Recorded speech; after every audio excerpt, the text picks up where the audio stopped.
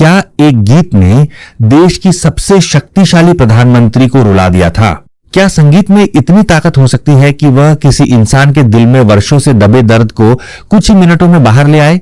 क्या एक गायक की आवाज इतनी असरदार हो सकती है कि देश की सबसे मजबूत मानी जाने वाली नेता भी अपने आंसू रोक न सके?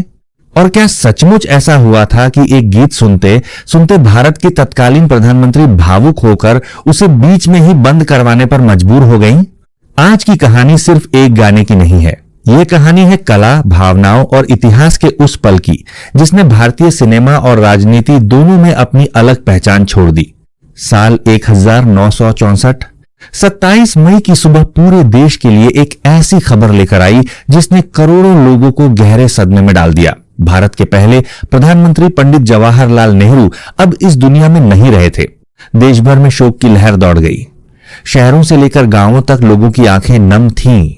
ऐसा महसूस हो रहा था मानो देश ने अपना सबसे बड़ा मार्गदर्शक खो दिया हो। उसी समय फिल्म इंडस्ट्री में अपनी पहचान बनाने के लिए संघर्ष कर रहे एक युवा निर्माता भी इस घटना से बेहद प्रभावित हुए।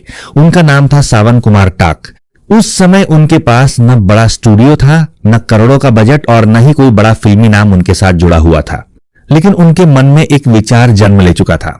उन्होंने तय किया कि वे एक ऐसी फिल्म बनाएंगे जो केवल मनोरंजन न हो बल्कि आने वाली पीढ़ियों को यह बताए कि एक नेता और जनता के बीच भावनात्मक रिश्ता क्या होता है। यहीं से जन्म हुआ फिल्म नौनिहाल के विचार का। लेकिन यह सपना जितना सुंदर था, उसे पूरा करना उतना ही कठिन। एक नए निर्माता के लिए इतनी संवेदनशील कहानी पर फिल्म बनाना किसी बड़े जोखिम से कम नहीं था। पैसों की कमी इतनी थी कि सावन कुमार को अपनी ही बहन से लगभग 25,000 रुपए उधार लेने पड़े। आज के समय में यह रकम छोटी लग सकती है, लेकिन उस दौर में यही किसी पूरी फिल्म की नींव बन सकती थी। सावन कुमार जानते थे कि यदि फिल्म असफल हुई तो केवल पैसा ही नहीं, उनका पूरा भविष्य भी दांव पर लग जाएगा। फिर भी उन्होंने हार नहीं मानी। उन्होंने निर्देशक के रूप में राज मार्ब्रोस को चुना और कहानी पर काम शुरू कर दिया। फिल्म की कहानी एक मासूम बच्चे के इर्द गिर्द घूमती थी। एक ऐसा बच्चा जिसने छोटी उम्र में ही अपने माता पिता को खो दिया था। वह अकेला था। उसकी दुनिया में अपना कहने वाला कोई नहीं बचा था। इसी दौरान उसे यह कहकर दिलासा दिया जाता है कि उसका भी एक बहुत बड़ा रिश्तेदार है जिसे पूरा देश चाचा नेहरू कहता है। बच्चे के लिए यही बात उसकी सबसे बड़ी उम्मीद बन जाती है। वो विश्वास करने लगता है कि एक दिन वह अपने चाचा से जरूर मिलेगा। यही मासूम सपना उसे एक लंबी यात्रा पर ले जाता है। लेकिन किस्मत ने उसके लिए कुछ और ही लिख रखा था। जब वह दिल्ली पहुंचता है, उसी दिन देश पंडित नेहरू को अंतिम विदाई दे रहा होता है। उसके सपनों और हकीकत की टक्कर फिल्म का सबसे भावुक हिस्सा बन जाती है। इस कहानी को पर्दे पर जीवंत बनाने के लिए कई बेहतरीन कलाकारों को चुना गया। संजीव कुमार ने अपने शुरुआती दौर में गंभीर भूमिका निभाई। बलराज साहनी जैसे अनुभवी अभिनेता भी फिल्म का अहम हिस्सा बने। इन कलाकारों की अदाकारी ने कहानी में गहराई ला दी। लेकिन सावन कुमार के मन में अभी भी एक अधूरापन था। उन्हें महसूस हो रहा था कि फिल्म के अंत में ऐसा कुछ होना चाहिए जो दर्शकों के दिल में हमेशा के लिए बस जाए।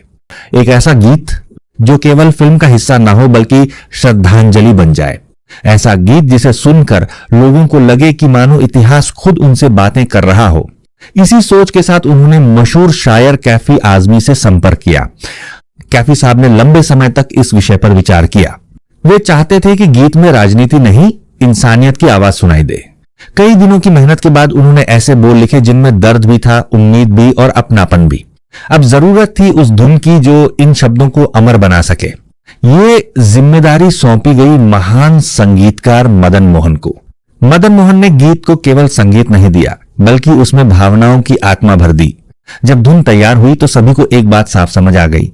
इस गीत को यदि कोई अमर बना सकता है तो वह केवल एक आवाज है, और वो आवाज थी मोहम्मद रफी। उस समय रफी साहब अपने करियर के शिखर पर थे। लेकिन उनके सामने जब इस गीत का उद्देश्य रखा गया तो उन्होंने इसे सिर्फ एक फिल्मी गाना नहीं माना। उन्होंने इसे देश के पहले प्रधानमंत्री को श्रद्धांजलि के रूप में देखा। कहा जाता है कि उन्होंने इस गीत के लिए लगभग कोई पारिश्रमिक लेने से भी इनकार कर दिया और केवल प्रतीकात्मक राशि स्वीकार की। उन्हें विश्वास था कि कुछ रचनाएं पैसे के लिए नहीं, इतिहास के लिए बनाई जाती है। रिकॉर्डिंग का दिन आया।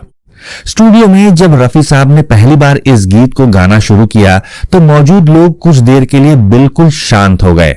ऐसा लग रहा था जैसे हर शब्द सीधे दिल तक पहुंच रहा हो। लेकिन किसी को अंदाजा भी नहीं था कि यही गीत आने वाले समय में देश की सबसे शक्तिशाली महिला को भावुक कर देगा। आगे क्या हुआ, कैसे ये गीत प्रधानमंत्री तक पहुंचा और आखिर क्यों इस गाने ने इतिहास रच दिया। फिल्म नौनिहाल की कहानी तैयार हो चुकी थी। कैफी आजमी ने भावपूर्ण गीत लिखा, मदन मोहन ने उसकी धुन बनाई और मोहम्मद रफी ने अपनी आवाज से उसे एक अलग ही ऊंचाई दे दी। लेकिन अब सबसे बड़ी चुनौती सामने थी। वो चुनौती थी इस फिल्म के क्लाइमैक्स को पूरा करना। सावन कुमार चाहते थे कि फिल्म के अंतिम दृश्य में केवल अभिनय न दिखाया जाए। उनकी इच्छा थी कि जब मोहम्मद रफी की आवाज में यह गीत बजे, उसी समय पर्दे पर पंडित जवाहरलाल नेहरू की अंतिम यात्रा और अंतिम संस्कार के वास्तविक दृश्य दिखाई दें। उनका मानना था कि इससे दर्शक केवल फिल्म नहीं देखेंगे बल्कि इतिहास को महसूस करेंगे। लेकिन यह फैसला जितना प्रभावशाली था उतना ही जोखिम भरा भी। उस समय सरकार ने स्पष्ट निर्देश दे रखे थे कि पंडित नेहरू की अंतिम यात्रा के सरकारी फुटेज का किसी व्यावसायिक फिल्म में इस्तेमाल बिना विशेष अनुमति के नहीं किया जा सकता।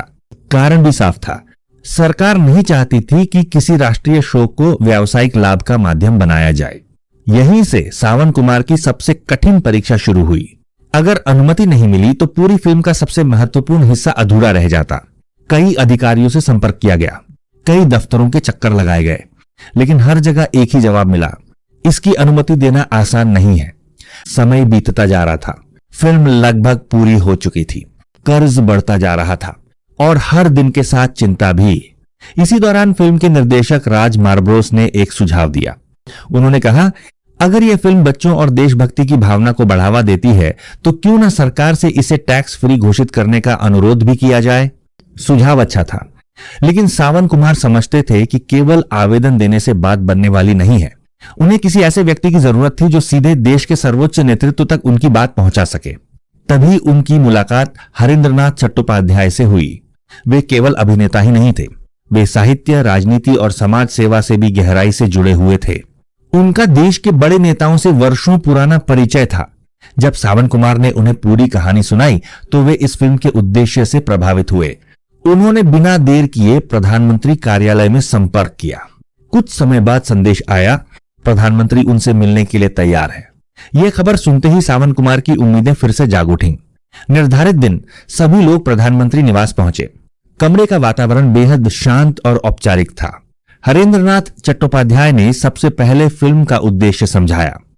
उन्होंने बताया कि यह कोई सामान्य व्यावसायिक फिल्म नहीं है, इसका मकसद आने वाली पीढ़ी तक एक संदेश पहुंचाना है। सावन कुमार ने विनम्रता से अनुरोध किया कि फिल्म के लिए सरकारी फुटेज की अनुमति दी जाए और यदि संभव हो तो इसे टैक्स फ्री भी घोषित किया जाए। प्रधानमंत्री ने पूरी बात ध्यान से सुनी, कुछ क्षण चुप रहीं, फिर उन्होंने शांत स्वर में कहा, हम इस पर विचार करेंगे। यह सुनकर कमरे में मौजूद सभी लोग समझ गए कि अभी कुछ तय नहीं हुआ है। सावन कुमार के चेहरे पर चिंता साफ दिखाई दे रही थी। उन्हें डर था कि कहीं यह मामला भी सरकारी फाइलों में दबकर न रह जाए। हिम्मत जुटाकर उन्होंने एक और अनुरोध किया। उन्होंने कहा, यदि आपके पास समय हो तो कृपया पूरी फिल्म एक बार देख लीजिए, यूट्यूब नाउ। लेकिन प्रधानमंत्री ने जवाब दिया कि उनके व्यस्त कार्यक्रम में 3 घंटे की फिल्म देख पाना संभव नहीं है। यहीं पर ऐसा लगा कि शायद सारी उम्मीद खत्म हो जाएगी। उसी समय संगीतकार मदन मोहन ने आगे बढ़कर विनम्रता से कहा, यदि पूरी फिल्म देखना संभव नहीं है तो कम से कम 5 मिनट का यह गीत सुन लीजिए। यह गीत विशेष रूप से श्रद्धांजलि के रूप में बनाया गया है। कमरे में कुछ क्षण के लिए सन्नाटा छा गया, फिर अनुमति मिल गई। एक टेप रिकॉर्डर मंगवाया गया। सावन कुमार ने कांपते हाथों से कैसेट लगाई, बटन दबाया गया और अगले ही पल कमरे में मोहम्मद रफी की आवाज गूंजने लगी। शुरुआती संगीत के साथ ऐसा माहौल बना मानो समय कुछ देर के लिए ठहर गया हो। हर शब्द बेहद शांत, गहरा और भावनाओं से भरा हुआ था। कमरे में मौजूद कोई भी व्यक्ति कुछ नहीं बोल रहा था। सभी की निगाहें प्रधानमंत्री की ओर थीं। कुछ ही मिनटों में उनके चेहरे के भाव बदलने लगे, लेकिन आगे जो हुआ उसके बारे में शायद वहां मौजूद किसी व्यक्ति ने कल्पना भी नहीं की थी। क्या सचमुच वह गीत सुनते सुनते प्रधानमंत्री की आंखों से आंसू बहने लगे? क्या उसी पल फिल्म की किस्मत बदल गई? और आखिर उस मुलाकात के बाद सरकार ने क्या फैसला लिया? प्रधानमंत्री निवास के शांत कमरे में मोहम्मद रफी की आवाज गूंज रही थी। सावन कुमार टाक, संगीतकार मदन मोहन और उनके साथी एक हटक प्रधानमंत्री के चेहरे की ओर देख रहे थे। किसी को अंदाजा नहीं था कि अगले कुछ मिनट भारतीय सिनेमा के सबसे चर्चित किस्सों में गिने जाएंगे, जैसे जैसे गीत आगे बढ़ता गया, कमरे का माहौल पूरी तरह बदलने लगा। शुरुआत में प्रधानमंत्री बिल्कुल शांत बैठी रहीं, लेकिन कुछ देर बाद उनके चेहरे के भाव बदलने लगे। उनकी आंखें नम हो गईं। यह सिर्फ एक फिल्मी गीत नहीं था। हर शब्द उन्हें उन दिनों की याद दिला रहा था जब उन्होंने अपने पिता को हमेशा के लिए खो दिया था। गीत में दर्द था, विदाई थी और एक ऐसी भावनात्मक गहराई थी जिसे शब्दों में बयान करना आसान नहीं था। कमरे में बैठे सभी लोग बिल्कुल खामोश थे। किसी की हिम्मत नहीं हो रही थी कि कुछ बोले। कहा जाता है कि जब गीत अपने सबसे भावुक हिस्से पर पहुंचा तब प्रधानमंत्री अपने आंसू रोक नहीं सकी। उन्होंने हाथ उठाकर रिकॉर्डिंग बंद करने का इशारा किया। उनकी आवाज भर्रा गई थी। कुछ क्षण बाद वे अपनी कुर्सी से उठी और कमरे से बाहर चली गई। दरवाजा बंद हो गया। कमरे में मौजूद लोग एक दूसरे का चेहरा देखने लगे। किसी को समझ नहीं आ रहा था कि अभी जो हुआ उसका परिणाम क्या होगा। सावन कुमार के मन में डर बैठ गया। उन्हें लगा कि कहीं उन्होंने अनजाने में बहुत बड़ी गलती तो नहीं कर दी। अगर प्रधानमंत्री नाराज हो गईं तो फिल्म की सारी मेहनत एक पल में खत्म हो सकती थी। कुछ मिनट ऐसे बीते जो उन्हें घंटों जैसे लगे। हर गुजरता सेकंड बेचैनी बढ़ा रहा था। फिर दरवाजा खुला। प्रधानमंत्री के सचिव बाहर आए। उन्होंने सभी की ओर देखा और शांत स्वर में कहा, आप लोग निश्चिंत होकर घर जाइए। मैडम ने आपकी बात स्वीकार कर ली है। इतना सुनते ही सावन कुमार और उनके साथियों ने राहत की सांस ली। जिस उम्मीद के सहारे वे यहां आए थे वह आखिरकार पूरी हो चुकी थी। इसके बाद सरकारी स्तर पर आवश्यक प्रक्रिया शुरू हुई। फिल्म के क्लाइमैक्स में पंडित जवाहरलाल नेहरू के अंतिम संस्कार से जुड़े वास्तविक दृश्य इस्तेमाल करने की अनुमति मिल गई। इतना ही नहीं, फिल्म को उसके उद्देश्य और संदेश के कारण विशेष महत्व भी मिला। सावन कुमार के लिए यह केवल सरकारी अनुमति नहीं थी, यह उनकी मेहनत, उनकी भावना और उनके विश्वास की जीत थी। जब फिल्म रिलीज हुई तब दर्शकों ने उसके अंतिम हिस्से को बेहद भावुक होकर देखा। मोहम्मद रफी की आवाज, मदन मोहन का संगीत और कैफी आजमी के शब्दों ने मिलकर ऐसा प्रभाव पैदा किया कि बहुत से दर्शक थिएटर से नम आंखों के साथ बाहर निकले। समय बीतता गया, नई पीढ़ियां आती रहीं, लेकिन यह गीत आज भी भारतीय सिनेमा के सबसे भावपूर्ण गीतों में गिना जाता है।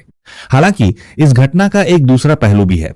इस पूरे प्रसंग की प्रधानमंत्री ने गीत सुनकर उसे बीच में रुकवाया, भावुक होकर कमरे से बाहर चली गईं और तुरंत अनुमति दे दी का सबसे अधिक उल्लेख फिल्मी संस्मरणों और मौखिक कथनों में मिलता है।